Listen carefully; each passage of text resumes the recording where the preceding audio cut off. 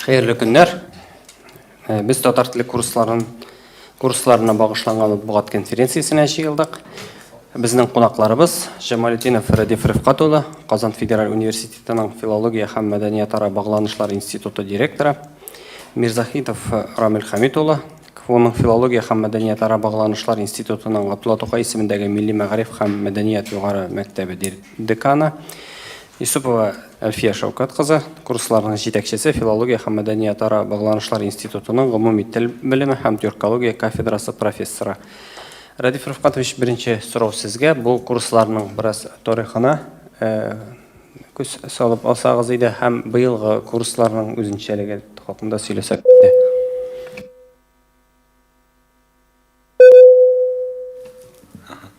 Хәерле көн, хөрмәтле журналистлар. Біз сіздің белән кабат әлеге тема буенча очрашуыбызга бик шатбыз. 2011 елдан бирле безнең Казан Федераль университетының филология һәм мәдәниятара багланышлар институты базасында киң катлам халык өчен, нигездә Татарстан халкы өчен, Казан халкы өчен татар теле курслары оештырылып килә. Быел да безнең курсларыбыз нигездә узган еллардагы кебек форматта үтәчәк. Билгеле шартлар аркасында 2020 елда мондый курслар үткәрелмәгән иде. Без инде уйлыйбыз, быел планлаштырылган курслар 19-18 һәм алдагы еллардагы кебек уңышлы, нәтиҗәле үтәр дип уйлыйбыз. Быелгы курсларның үзенчәлеге бар. Әлеге курсларны без Татарстан Республикасы президенты каршындагы татар телен саклау һәм үстерү комиссиясы белән берлектә оештырабыз. Аларның матди ярдәме белән оештырыла курслар һәм бу безгә шактый гына яңа мөмкинлекләр ачты. Беренчедән безнең географиябыз киңәячәк. Әлегә хәтле без бу курсларны Казанда гына үткәргән булсак, быел республикабызның Чаллы һәм Алабуга шәһәрләрендә дә мондый курслар оештырыла. Алар, ягъни Алабугадагы һәм Чаллыдагы дәресләр Казан Федераль университетының әлеге шәһәрләрдәге филиалларында узачак. Икенчедән, без мондый курсларны елга бер генә мәртәбә үткәрә идек, я яз көнне, я көз көнне. Быел мондый курслар елга 2 мәртәбә уздырылачак. Беренче поток дип әйтик инде, менә ул февраль ахырында башланып китәчәк һәм май ахырына хәтле дәвам итәчәк. Икенче поток көз көнне, сентябрь ахыры, октябрь башы дип якынча без планлаштырып торабыз һәм 3 ай дәвамында дәвам итәчәк. Бүгенге көндә инде әлеге курсларга теркәлү бара, дәвам итә. Мин барлык әлеге курслар белән кызыксынучыларга мөрәҗәгать итәм. Курсларга язылу өчен Казан Федераль университетының сайтына кирергә кирәк һәм әлеге сайтта анда махсус белдерү бар. Шушы белдерү не укып, анда махсус кнопкалар бар. Шушы кнопкалар аша безнең гаризаларның формасын үзегезгә күчереп аласыз һәм аларны тутырып безгә җибәрергә кирәк булачак. Безнең кичә, бүген, иртәнге мәгълүматларыбыз буенча бүген көнгә 900-дән артык кеше әлеге курсларга йөрергә теләк белдергән һәм үзләренең гаризаларын калдырганнар. Бу әлбәттә безнең 19 елда уздырылган саннарга караганда күпкә артыграк. Бу 900 кешенең 600-ләбе Казаннан, калганнары Чаллы, Алабуга шәһәрләренә туры килә һәм шулай башка төбәкләрдән, башка илләрдән дә курсларга язылышулар бар.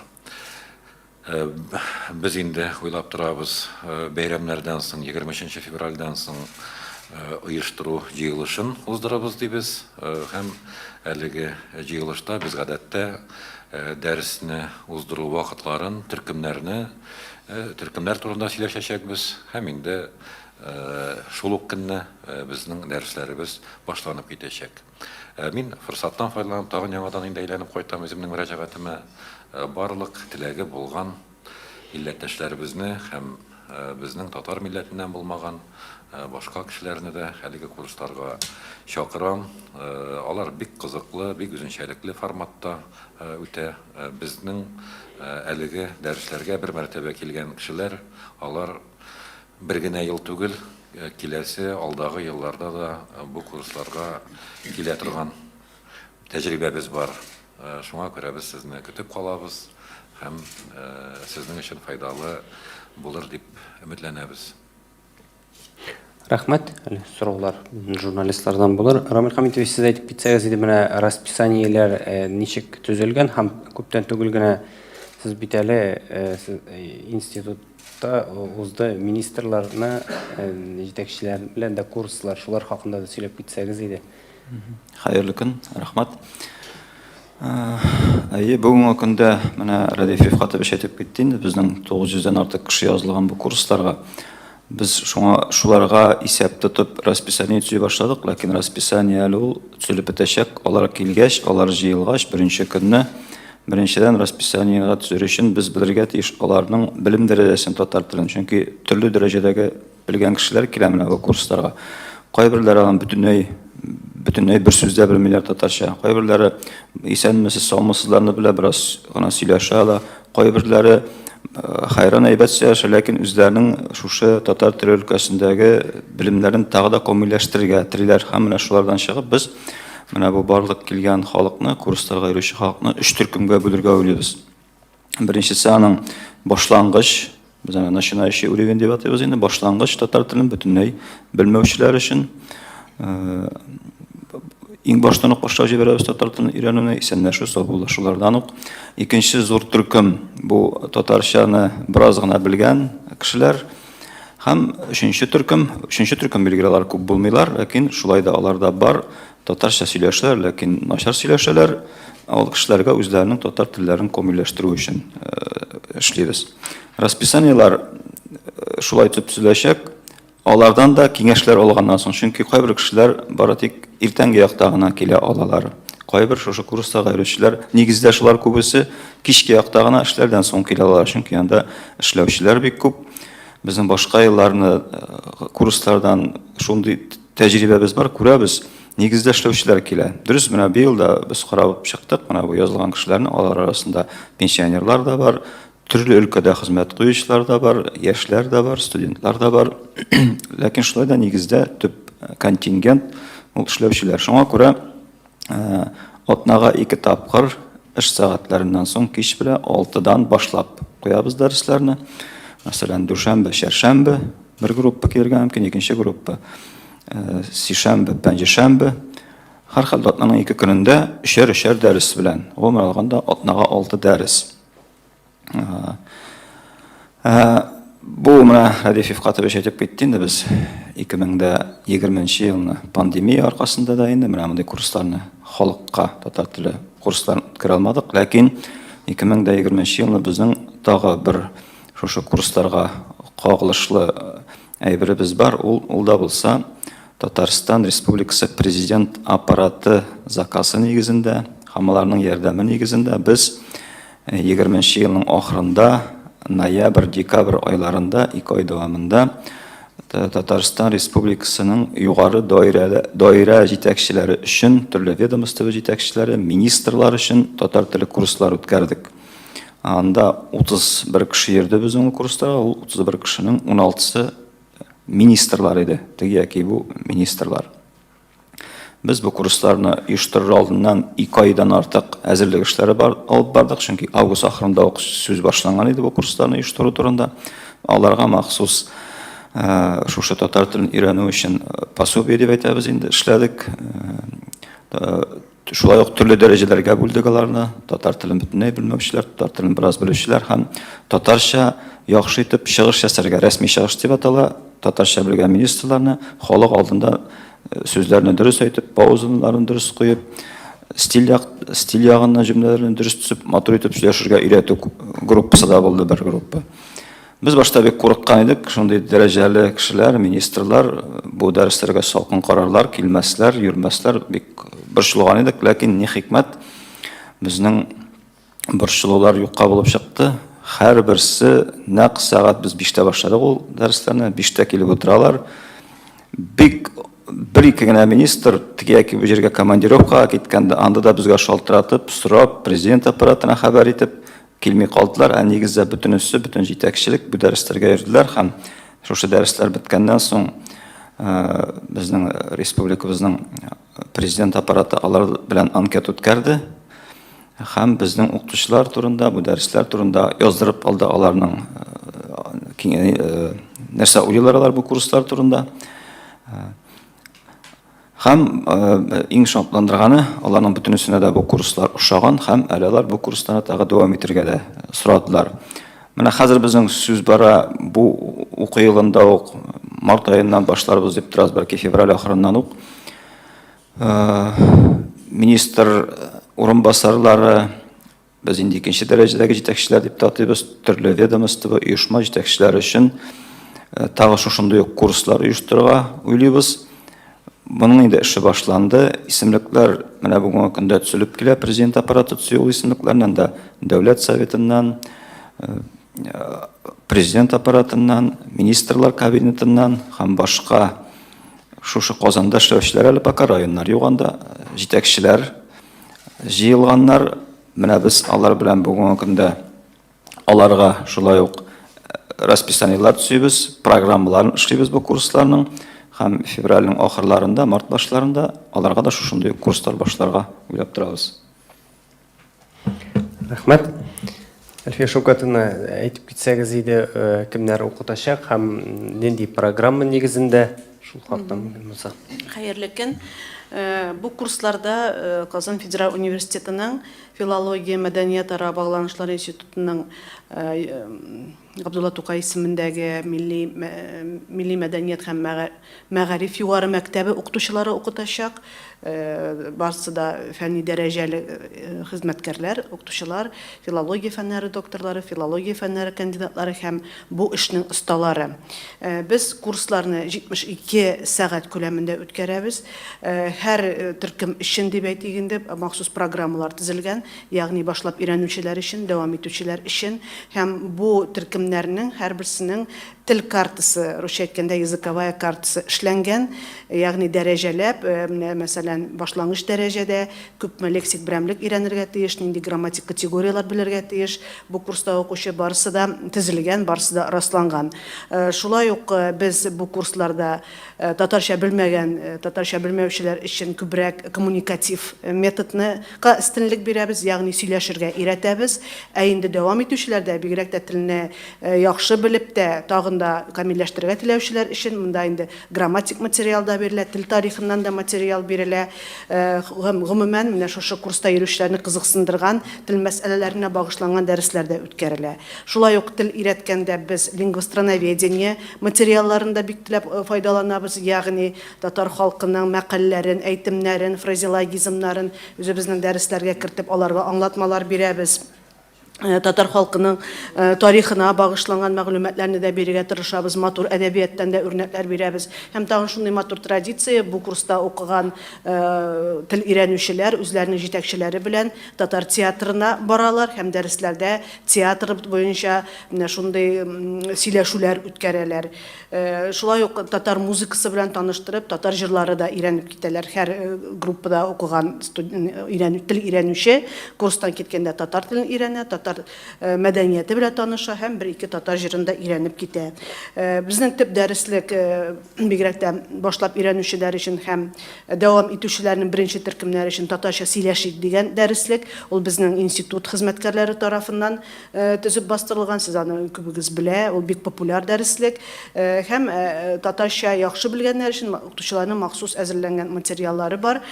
Бу материаллар ел сайын яңартыла, программаларда ел сайын карап чыгыла һәм яңадан раслана. Программаларны университетның методик комиссиясе раслый. Һәм менә шушы бәйләнешле сөйләм үстергәндә, текст өстендә эшләгәндә, әлбәттә телнең грамматик үзенчәлекләренә дә игътибар итәбез. Бөтенләй грамматиканы бирмичә, өйрәтмичә, телдә сөйләшергә өйрәтеп булмый. Чөнки мондый методлар электә булган, без ул методларны өйрәндек, беләбез. Шуңа татар теле өйрәтү тарихында булган барлык өстенлекле, үтемле алымнарны әлеге курсларда файдаланырга тырышабыз. Рахмат, сезнең сорауларыгызга күчик. Нинди сорауларыгыз бар? Әйе, Зил. Татар информ Зилема Бөрәкшина. Менә сез әйттегез, татарча белмәгән министрларда инде өйрәнеп чыкты дип. Менә алар ни дәрәҗәдә начар белгән министр хәзер инде нинди дәрәҗәдә татар телен белә? Ничә сүз запасы белән әйтик? Бөтенләй татарча белмәгән министрлар тулысынча татарча өйрәнеп чыкты дип әйтмәдем инде мин. Безнең анда шулай ук берничә төркем булды. Анда менә татарча начар белгән министрлар бар, алар рус милләтеннән булган министрлар, ләкин аларның билгеле дәресләре дә бик аз булды менә бу октябрь-ноябрь айларында. Ләкин менә чыгып киткәндә безнең комиссия алдында алар чыгыш ясадылар, барсы да, бөтен министрларда һәм бүтән җитәкчеләрдә. Һәм ул чыгышлар тулысынча татар теленнән генә торды. Дөрес инде алар укыдылар ул чыгышны һәм соңыннан менә декабрь-январь айында үткән коллегияларда президент аппаратыннан арашу дип әйттеләр дә менә коллегияларда үзләренең хезмәткәрләрегез алдында чыгыш ясаганда русча гына түгел, татарча чыгыш ясарга туры киләчәк дип. Күбесенең ниләрен без карадык, соңыннан безгә җибәрделәр. Дөрестән дә коллегияларда алар русча чыгышларын эчендә яки башында, яки уртасында, ахырында татарчада чыгыш ясадылар. Дөрес билгеле, аларның татар телен белү дәрәҗәләре төрлечә, ләкин без бик шатланып калдык, беләләр дип. Рамил Хамитович, аларның бөтенесе дә килдеме? Бөтен бездәге министрларда язылдымы? Юк, барсы да килмәде, берничә министранда ул курсларда йөри алмадылар ул вакытта төрле сәбәпләр аркасында. Кайберләре чираттагы отпускада булды. Рахмат. Менә бу татар теле өчен курсларны читтәге татарларга да онлайн уздырырга планлаштырмыйсызмы? Радиф Фуркатович, сезгә мөдәрин. Әйе, без бу турыда уйлыйбыз.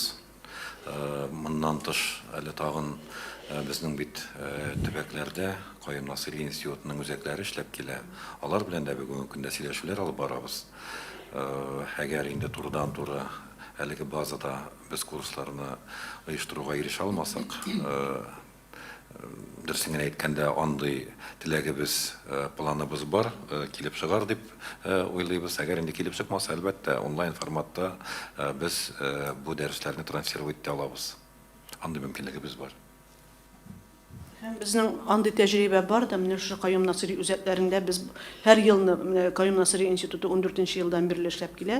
Без ел дәвамында андый дәресләр үткәрәбез. Әмма ләкин киң массалар өчен түгел, шушы үзәкләрдә йөрүчеләр өчен генә.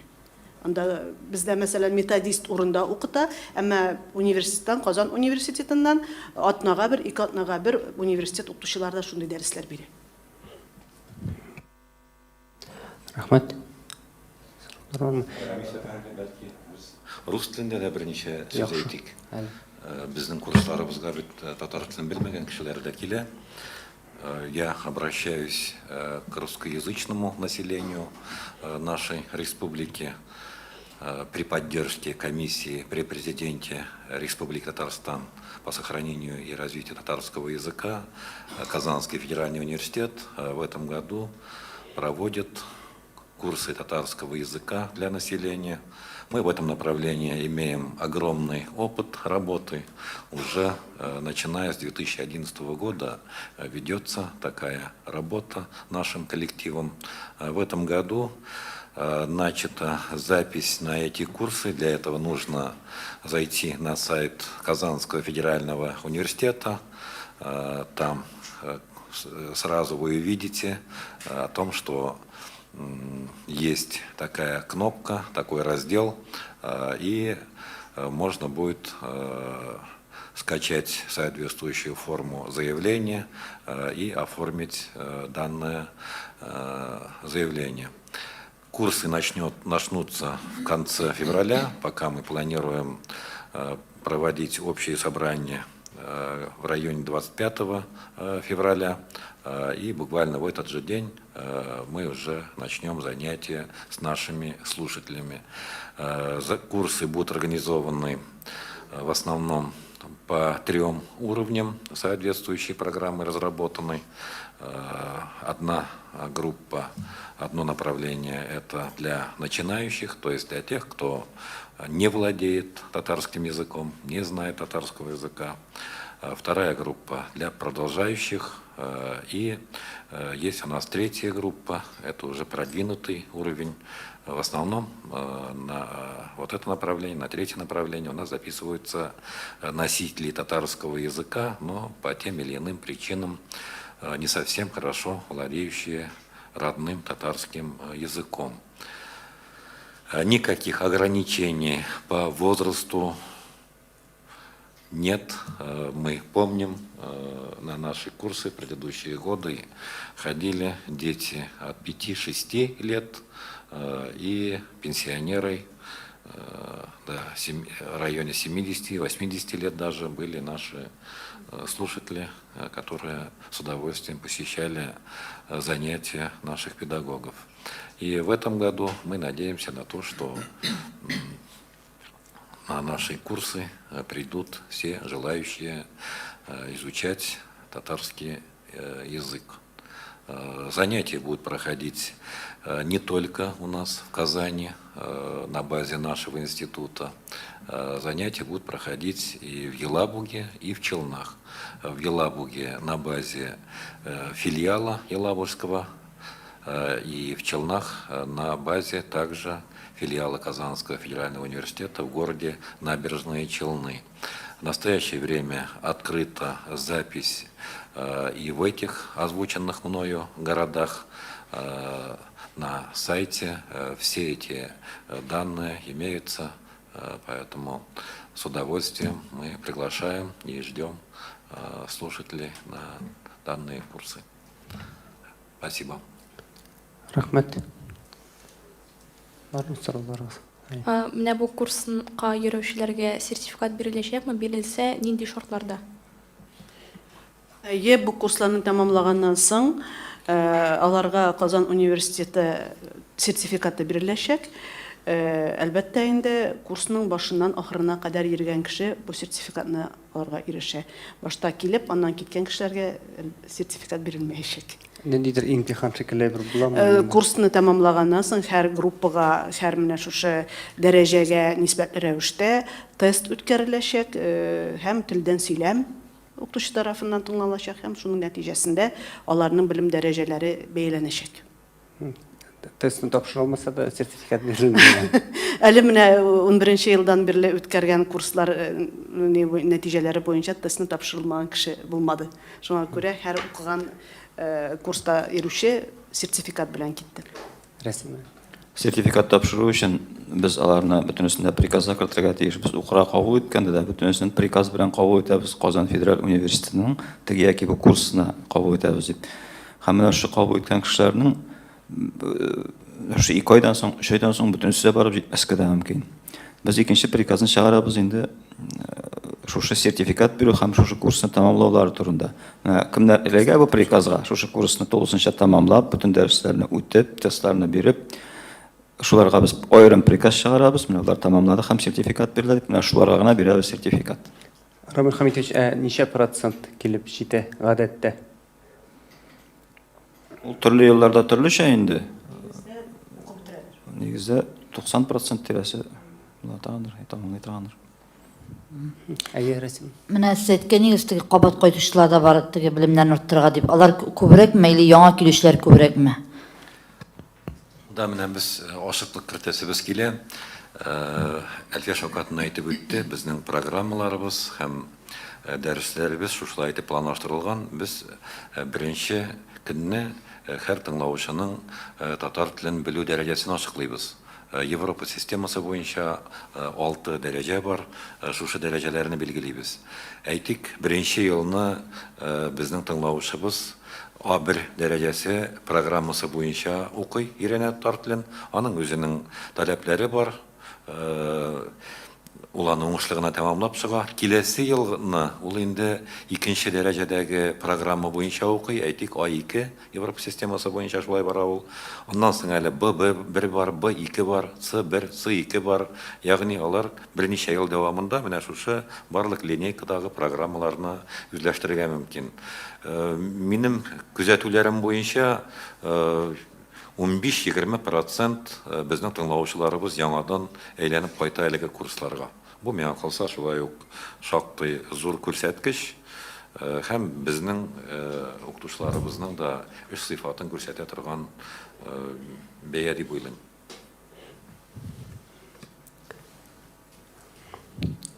Рахмәт. Һәм Әлфия Шәүкәтовна, бәлки менә сез әйтерсез, бездә бит инде бүтән курслар да бар.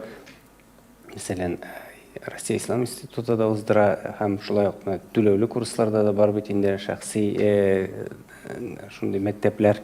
Сез менә үзегезнең курсларның нәтиҗәлеген ни дәрәҗәдә бәялисез? Һәм мондый курсларның булуын гомумән күп булырга тиешме алар сезнең фикерегезчә? Әлбәттә, бүгенге көндә татар телен өйрәнүгә ихтыяҗ күп булса, шуның хәтле яхшырак. Шуңа күрә Казан Федераль университетында да, Россия Ислам институтында да, мәчетләрдә дә татар теле курслары бар.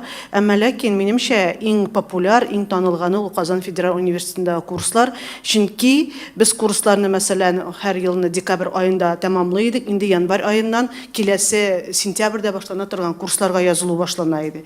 Һәм быел да менә мәсәлән без кыска гына вакыт эчендә 1000-гә якын кешенең бу курска язылуы, халыкның бу курсның көтүе һәм Казан университеты курсларына бикләп йөрүләре турында сөйли. Һәм шуны әйтергә кирәк, Россия Ислам институтында беренче курслар башланганда анда Казан университеты укытучылары укытты. Мәчетләрдә дә Казан университеты укытучылары укыта. Бу да безнең укытучыларның югары дәрәҗәдә профессионал булулары турында сөйли. Курсларның күп булуы, мин әйтмим, анда китсәләр безгә килмәсләр дип. Һәр курс, һәр уку йортында аның билгеле бер юнәлеше бар. Мәсәлән, ул Ислам институтында һәм мәчетләрдә курсларда татар теле белән бергә дин белеме, шул өлкәгә караган лексика, шушы өлкәгә караган белемнәр бирелә. Без киң халык катламнары өчен эшләйбез. Шуңа күрә бездә күбрәк татарлар белән руслар, башка милләт вәкилләре дә бар. Ислам институтында мәчетләрдә күбрәк телне белмәгән татарлар йөри дип уйлыйм мин. Башка милләт вәкилләре анда әзрәк, чөнки әйткәнемчә ислам тәгълиматына да ул курсларда урын бирелә. Курсларның күп булуы мине шатландыра. Җитәрлек дип уйлыйсызмы сез аларны? Әлбәттә, миллион ярымга якын Казан халкы өчен эш урында гына булган курслар мәчетләрдә инде теге эш кенә урында түгел, күбрәк мәчетләрдә җитми дип уйлыйм. Күбрәк булса тагын да яхшырак. Һәм ел әйләнәсендә, мәсәлән, без бит инде программа кысаларында эшләгәнгә елга 1-2 тапкыр гына үткәрә алабыз. Ел әйләнәсе һәр урында теләгән кеше барып языла торган курслар булса, ул безнең үсешенә зур өлеш кертер. Тагын бер моментка тукталып үтәсем килә. Безнең менә бу традицион курслардан тыш әле бит ел дәвамында онлайн мәктәбебез дә эшләп килә. Ана теле онлайн мәктәбе бүгенге көндә дә ул бик уңышлы эшли. Мин барлык бу тема белән кызыксынучылар өчен аерым ул проект турында беренче сүз әйтеп үтәргә телим. Бу проект 2013 елдан бирле гамәлгә ашырылып килә. Ул республика президенты Рөстәм Нургалиевич Миңнеханов патронажында эшли башлаган иде. Һәм бүгенге көндә менә без әле шушы көннәрдә генә үзебезнең статистиканы караган идек. 26 мең тирәсе кеше әлеге онлайн мәктәптә татар телен өйрәнә. Алар арасында Россия төбәкләреннән шактый телне өйрәнүчеләр бар. Чит илләрдән әлеге онлайн мәктәпкә язылып, уңышлы гына телне үзләштерүчеләр бар. Әлбәттә, бу мәктәптә укучыларның күпчелеге ул Татарстан халкы. Шуңа күрә кем онлайн форматта телне үзләштерергә тели, рәхим итегез, андый мөмкинлек бүгенге көндә шулай ук безнең республикабыз хөкүмәте тарафыннан тудырылган. Безнең укытучыларыбыз һәр көнне кич белән әлеге онлайн мәктәптә укучылар белән турыдан-туры офлайн форматта дәресләр алып баралар. офлайн түгел, онлайн инде ул, ләкин тире дәресләр. Әйе. Менә Рәиф Качка истәп кенә әйтәсем килә. Менә шушы көннәрдә генә 2 көн элек миңа Төркиядән бер Анкара университетының укытучысы үзенең таныклыгын җибәрде. Гамза Юрылмаз, татар теле нигезләре 9нчы дәрәҗә. Татар безнең ана теле мәктәбендә алган. Менә шундый чит илдән укучыларыбыз да бар. Барлыгы ничә дәрәҗә? 9. Менә ул 9нчы дәрәҗәдә. 9 ул безнең татар теле өчен шулай итеп эшләнелде. Европа системасының аның үзенең шулай ук шкалалары бар, үзенчәлекләре бар. Безнең укытучылар тарафыннан бүгенге көндә менә татар телен үзләштерү, аны белү дәрәҗәсен бәяләү өчен махсус шундый бәяләү нормалары булдырылды. Бүгенге көндә әлеге система күпмедер күләмдә сынау үтә. Киләчәктә безнең фикеребезчә әлеге бәяләү нормалары алар безнең мәктәпләребездә, гимназияларда да файдаланырга тиеш дип уйлыйбыз. Рәмис әфәнде, мөмкинлектән файдаланып, быел бит татар теле елы безнең. Шуңа күрә татарча укыту юнәлешендә дә берничә нәрсә әйтеп китәргә рөхсәтме? Менә безнең 2018 елдан бит безнең югары мәктәпкә милли мәктәпләребездә теге яки бу предметларны татарчада укыта алырлык укытучылар хәзерли башлаган идек. Бу залда инде мин беренче тапкыр сөйләдем. Быел бу проект шулай ук дәвам итә. Без беренче курска хәзер инде татарча гына түгел, теге яки бу предметларны татарчада, русчада, инглизчәдә, өч телдә укыта алырлык укытучылар хәзерләү эшен дәвам итеп, тагы көндезге бүлеккә 5 читтән торып уку бүлегенә бер группа кабул итәбез.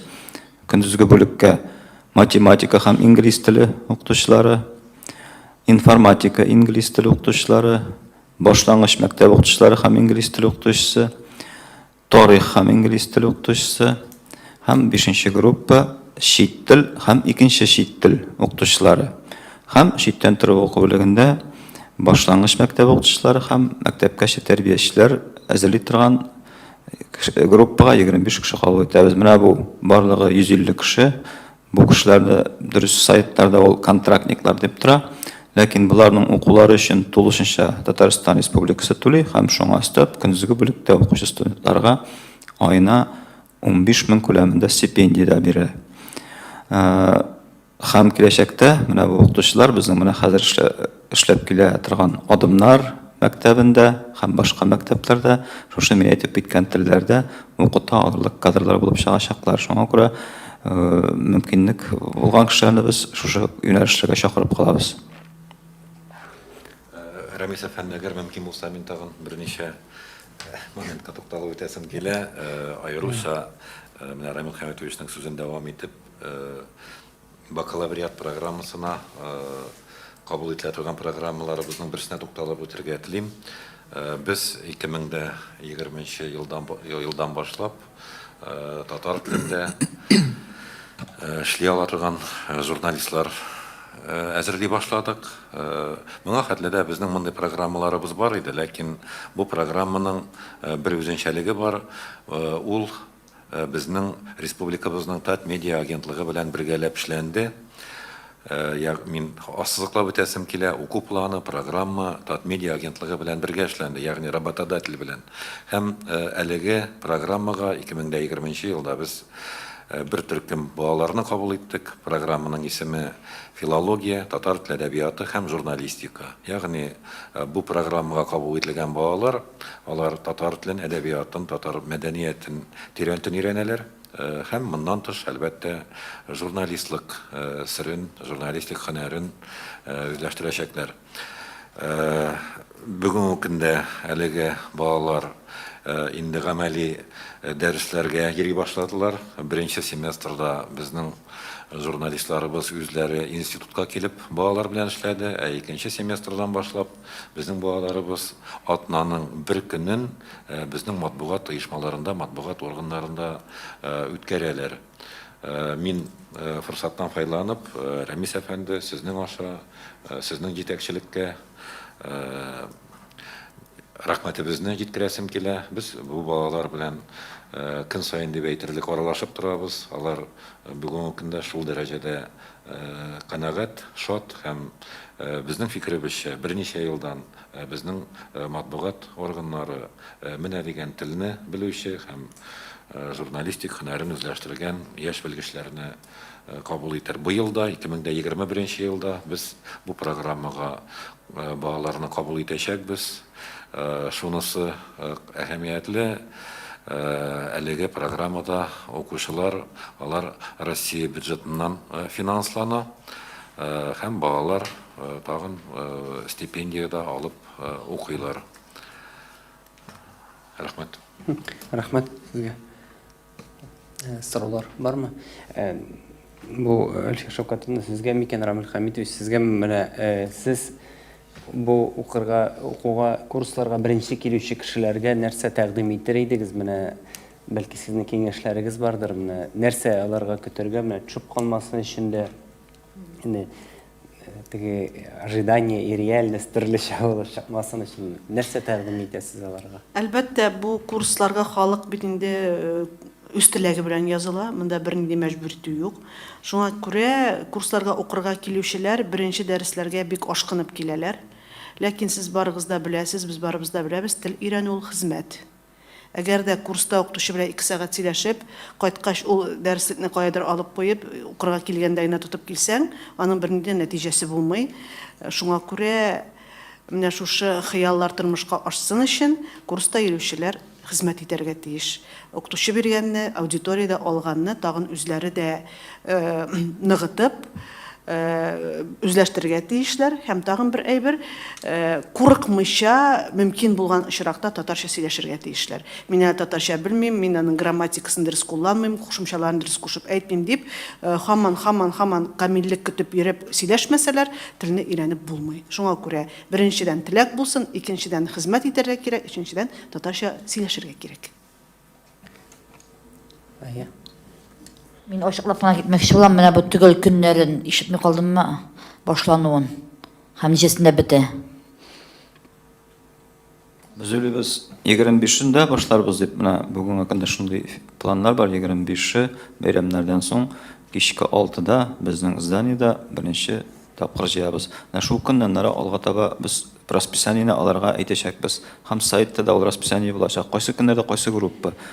Алдан әйтеп булмый, чөнки группалар күп. Төрле группа төрле көнне, төрле вакытта киләчәк. Асын сайттан карарга туры киләчәк.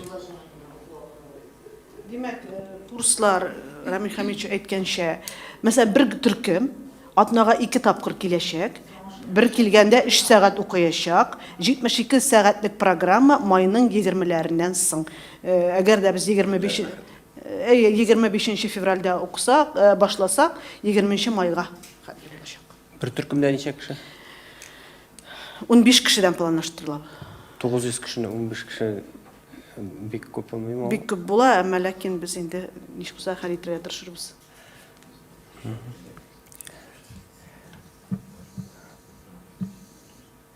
Безнең югары мәктәптә менә татар теле әдәбияты юнәлешендә бүгенге көндә 30-дан артык укытучы эшли. Менә бу курсларда шуларның 20-дән артыгы катнашачаклар. Кайсы бер группа алып барырга мөмкин, кайсы 2 группа. Әлфия Шәүкәтовна, менә сез әйтә башладыгыз, оялмаска кирәк дип. Менә бездә шул сорауга да сездән җавап ишетәсе килгән иде. Безнең җәмгыятьтә бит инде менә акцентка шундый тискәре караш бар. Татар кешесе дә рус кешесенең теге акцент белән сөйләшүенә теге елмаялар. Башлангыч үзегез вакытта акцент була, ләкин без аны кабул итәргә тиешбез. Әмма ләкин мин үзем дә, мәсәлән, телдә теге яки бу телдә сөйләшкәндә камиллекне яратам һәм хуплыйм. Алга таба инде бу юнәлеш камилләштерелеп, татар телен яхшы белгән очракта, шул вакытта булачак, әгәр дә бу кеше татарча яхшы өйрәнсә. Башлангыч вакытта аның хата белән сөйләшүен дә кабул итәргә кирәк. Җәмгыятьтә акцентка фикерегез ништәсе килгән иде сезнең? Акцентка фикерем Нинди булырга тиеш? Сезнең бәлки Рамил Хәмитов, сез әйтерсез, менә сез ничек уйлыйсыз? Җәмгыятьтә рәсми урыннарда, мәсәлән, укыту өлкәсендә, мәдәният өлкәсендә кеше татарча яисә русча сөйләшә икән, ул чиракта ул аны әдәби нормаларын саклап, акцентсыз сөйләшергә тырышырга тиеш. Минемчә. Рәхмәт. Безнең татарның диалектлары да бик күп. Бездә Крашеннәрнең үзенең сөйләм үзенчәлекләре бар, Мишәрләрнең үзләренең сөйләм үзенчәлекләре бар. Без барыбыз да татарлар. Шуңа күрә монда без инде бу халыктан әдәби сөйләмне таләп итә алмыйбыздыр. Монда иң мөһиме бүгенге көндә аларның татарча сөйләшүе, әдәби сөйләшүе түгел. Һәм кемнәр йөри курсларга, нинди контингент, ниндидер күзәтү әйтә аласызмы? Ничә яшьлек татарча, татарча белмәгән татарлармы, әллә башка милләтләрме? Менә бу курсларга кемнәр йөриячәген әле без хәзер әйтә алмыйбыз. Ләкин курслар беткәннән соң без анализ ясаячакбыз. Менә моннан 3-4 элек без шушы курсларга йөргән кешеләрне махсус белгеч чакыртып, социологик исследованиеләр дип әйтәләр инде, махсус белгеч чакыртып тикшерү үткәрттердек. Һәрберсеннән ул башта анкет яздыртып алды, һәм шушы анкетларны анализлады һәм отчет ясады. Анда төрле юнәлешләр тикшерелә, ничә яшьләрдә, ничә яшьтән ничә яшькә хәтле кешеләр йөри бу курсларга, нинди профессия кешеләре, нинди катлам кешеләре, матди яклары нинди бунда йөрүчеләрнең, ни өчен өйрәнәләр татар телен, төрле кызык сораулар буенча анализ ясалган иде. Менә шул татар телен ни өчен өйрәнәсез дигән сорауга да хайран гына кызыклы җаваплар бар. Менә мин хәзер дә хәзерлим. Көндәлек сөйләшү өчен өйрәнүчеләр бар. Оныкларын, балаларын татарчага ныграк өйрәтергә теләүчеләр бар. Хәтта шундый җаваплар да бар иде анда. Менә дәрес хәзерләп утырабыз татар теленнән, татар әдәбиятыннан. Балалар бик белеп бетерми, шуларга булышырга кирәк. Менә шуларга булышыр өчен татар теленнән әтиләр, әниләр, әбиләр, бабайлар үзләренең татар телләрен комилләштерү өчен килгән кешеләр дә бар иде.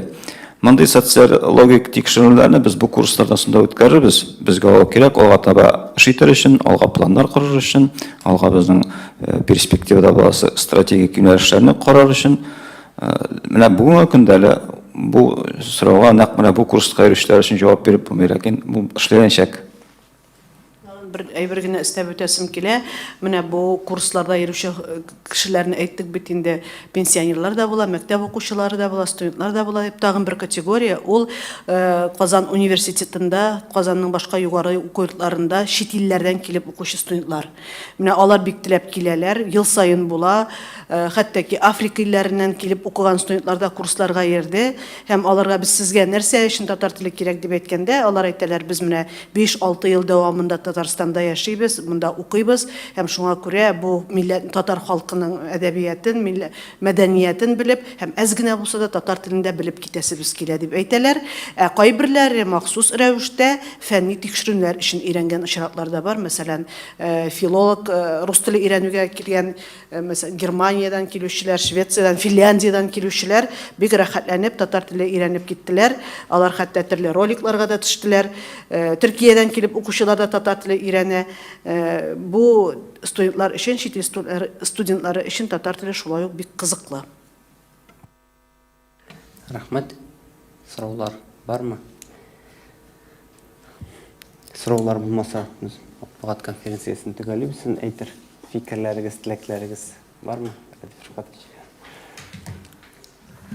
Без тагын бер кат татар телен өйрәнергә теләүчеләргә мөрәҗәгать итәбез.